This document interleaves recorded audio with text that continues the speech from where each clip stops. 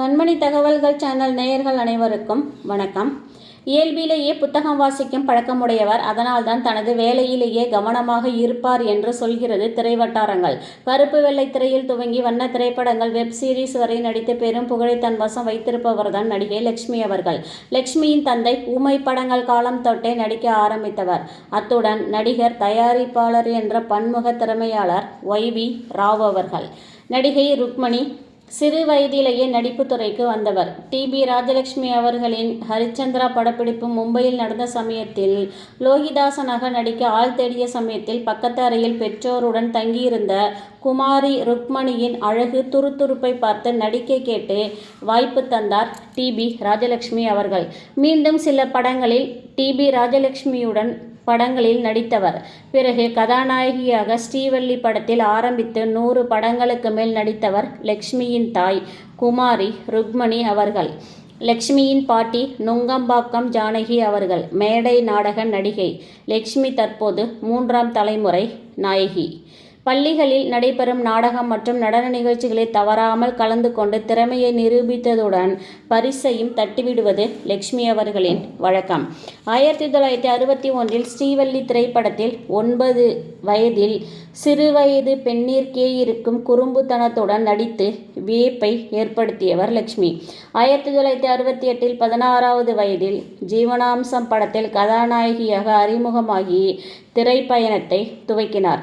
முதல் படம் ஜெயசங்கருடன் நடித்தார். அதே ஆண்டு தெலுங்கு மற்றும் கன்னட படங்களிலும் ஒரே நேரத்தில் 3 மொழிகளிலும் அறிமுகமாகி நடிப்பை வெளிப்படுத்திய பெருமை லட்சுமி அவர்களையே சேரும். 1974இல் மலையாளத்திலும் 1975இல் ஹிந்தியில் ஜூலி என்ற படத்திலும் அறிமுகம். 75லேயே பாலிவுட்டிற்கு சென்று வந்தவர் லட்சுமி அவர்கள். 70 முதல் 80 வரை அன்றைய காலகட்ட ஹீரோக்கள் அனைவருடனும் போட்டி போட்டு நடித்தவர் லட்சுமி. அடுத்த தலைமுறை நாயகர்களான ரஜினி, கமல் போன்ற நடிகர்களுடனும் நடித்து புகழ் பெற்றார் லட்சுமி. பொல்லாதவன் படத்தில் ரஜினியின் ஜோடி லட்சுமி. படையப்பா படத்தில் ரஜினி அவர்களின் அம்மாவாக நடித்து களை கட்டியவர் இந்த லட்சுமி அவர்கள். அதுபோல் கன்னடத்தில் ஆனந்த் நாக் என்ற ஒரே நடிகருடன் 25 படங்களுக்கு மேல் ஜோடியாக நடித்து புகழ் பெற்றவர் லட்சுமி. எந்த மொழியில் நடித்தாலும் சொந்த குரலில்தான் டப்பிங் பேசுவது வழக்கம். வயது 70ஐ தாண்டினாலும் சொந்த குரலில் பேசுவதை இன்று வரை கடைபிடித்தும் வருகிறார். குரல் விஷயத்தில் நோ காம்ப்ரமைஸ் என்கிறார் லட்சுமி. வடிவான முகம், நிறம், கேரக்டருக்கு தகுந்தாற்போல் முகபாவனை, சுழட்டி அடிக்கும் கண்கள், அதற்கு தகுந்தாற்போல் திரும்பும் கழுத்து, அத்தனை மெருகேற்றும் உடல் மொழி என்று நடித்து அசத்தியவர். இதனை அச்சு அசலாக சம்சாரம் அது மின்சாரம் படத்தில் ஆச்சி மனோரமாவுடன் போட்டி போட்டு நடித்து மெருகேற்றியவர். நாள்தோறும் அடுக்கலையில் கேசரி காஃபி போடும் பெண்ணாகவும், பிரச்சனை என்றவுடன் தள்ளி நின்று உறவுகளை மெயின்டைன் செய்வோம் என்ற உறுதியான முடிவு அவ்வளவு தெளிவாக இருக்கும் அப்படத்தில். அக்காட்சி வெறுப்பு இல்லாமல் அதனை கையாளும் விதம் சிறப்பிலும் சிறப்பு. இன்றும் அப்படத்திற்கும் லட்சுமியின் நடிப்பிற்கும் ரசிகர்கள் உண்டு. லட்சுமியின் ஜீன்ஸ் பாட்டியின் ரோலை அவ்வளவு எளிதில் மறந்து விடுவார்களா என்ன ரசிகர்கள்? மாட்டுக்கார வேலன், அன்னையும் பிதாவும், காவல் தெய்வம், பெண் தெய்வம், புகுந்த வீடு, ராஜராஜ சோழன், மன்னிப்பு, காரைக்கால் அம்மையார், திருமகள், குமரிக்கோட்டம், அகத்தியர், இதயவீணை, குமரிக்கோட்டம், திருமலை தெய்வம், தேடி வந்த லட்சுமி, தில்லுமுள்ளு, ஸ்ரீ ராகவேந்திரா, மாநகர காவல், ரிதம், நான் அவனில்லை, கண்ணுப்பட போகுதையா போன்று 400 படங்களுக்கு மேல் 5 மொழிகளிலும் மாறி மாறி நடித்து பெருமை பெற்றவர் லட்சுமி. தாய் 8 அடி என்றால் பிள்ளை 16 அடி என்பது போல தாய் குமாரி ருக்மணி அவர்கள் நடித்தது என்னமோ 100 படங்களுக்கு மேல். பிள்ளையோ 400 படங்களை தாண்டி நடித்தார். பேரும் புகழையும் அடைந்தார். ராஜராஜ சோழன் குந்தவை நாச்சியார் கேரக்டர் நான் யாருக்கும் சளைத்தவள் அல்ல என்பதையே காட்டும் இவரின் ரோல்.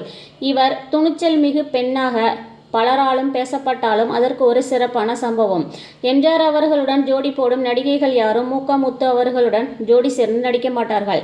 ஏனென்றால் மீண்டும் எம்ஜிஆர் படங்களில் நடிக்க வாய்ப்பு கிடைக்காது என்ற பயத்தில். அதனையெல்லாம் தாண்டி லட்சுமியோ பிள்ளையோ பிள்ளை படத்தில் முத்துடன் ஜோடி சேர்ந்ததோடு இல்லாமல் அப்படம் பிரம்மாண்ட வெற்றியையும் பெற்றது. ஆண் போல் இருக்கிறார் என்றும் பலராலும் பேசப்பட்டாலும் அதனையெல்லாம் அலட்சியம் செய்ததன் விளைவே பல விருதுகளை தன் வசம் வரவழைத்தவர் லட்சுமி அவர்கள். சில நேரங்களில் சில மனிதர்கள் என்ற படத்தில் சிறப்பாக நடித்ததற்காக 1977 தேசிய விருதும், பாலிவுட்டின் ஜூலி படத்திற்காக பிலிம்பேர் விருதும், சட்டக்காரி, சலனம் பிலிம்பேர் விருதுகளை பெற்றதுடன் சிறந்த நடிகைக்கான கர்நாடக அரசு விருதையும், அத்துடன் கர்நாடகாவின் உயரிய விருதான ராஜ்குமார் விருதையும் 2017 கர்நாடக அரசு வழங்கி கௌரவப்படுத்தியது லட்சுமியை. ஒரு நடிகை நாடகம் பார்க்கிறார் என்ற படத்திற்காக தமிழக அரசின் விருதையும், சட்டக்காரி மலையாள படத்திற்காக கேரள அரசாங்க விருதையும் பெற்றவர் லட்சுமி. தமிழ், கேரளா, கர்நாடகம் போன்ற 3 மாநில அரசின் விருதுகளையும் பெற்ற நடிகை என்ற பெருமையும் இவருக்கு உண்டு. ஆனாலும் இவரின் திருமணம் சர்ச்சையை ஏற்படுத்தியது. இதனாலும் பட வாய்ப்புகள் இவருக்கு தரப்படாமல் இருந்ததாகவும் திரைவட்டாரத்தில் கருத்துக்கள் நிலவி வந்தன. 19 வயதில் பெற்றோர்கள் பார்த்து திருமணம் செய்து வைத்த மணமகன் பெயர் பாஸ்கர். இவர்களுக்கு பிறந்த மகள்தான் ஐஸ்வர்யா. அவரும் நடிகையாக வலம் வந்தவர். இருப்பினும் பெரிய வாய்ப்புகள் இல்லை.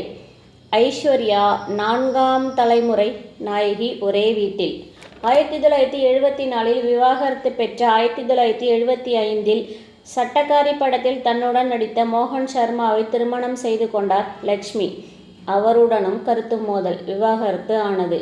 சர்ச்சைகளின் நாயகியாகவும் கருதப்பட்டார் லட்சுமி. பிறகு என்னுயிர் கண்ணம்மா என்ற படத்தை இயக்கிய சிவசந்திரன் என்பவருடன் 3ஆவதாக காதல் ஏற்பட்டு 1987 திருமணம் செய்து கொண்டதும் அது பெரும் சர்ச்சையை ஏற்படுத்தியது தென்னிந்திய திரைவட்டாரத்தில்.